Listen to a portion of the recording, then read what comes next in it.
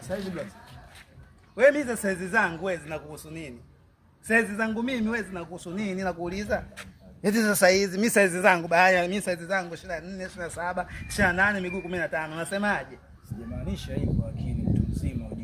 Yaani hicho kimaanisha mimi kwamba yani nakusalimia, yani kama ile ni aje, niente, vipi? Wepo, mimi salamu zenu za kipumbavu za kijinga hizo huwa sizipendi. Tena unapoongea na mimi uwe na adabu na nidhamu. Umenielewa wepo? Mimi hapa unaponiona hapa, watu wananiamini na wananiheshimu mimi. Basi blotia gwa tuachane. Wewe usiniletee ujinga mimi wewe. Nitakulamba viganja mimi wewe. Kwanza nilikotoka mimi nimevurugwa wepo.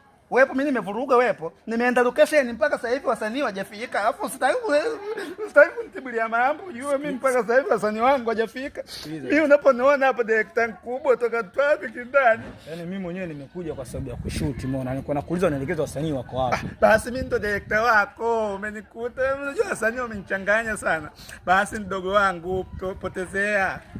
Wewe unaitwa nani wepo? Kamba zaidi. Nilipata habari zako, zilitoka habari zako kwa Fantin Kweche kwamba utakuja nikupokee. Basi wepo. Kila sofea wala ni baridi.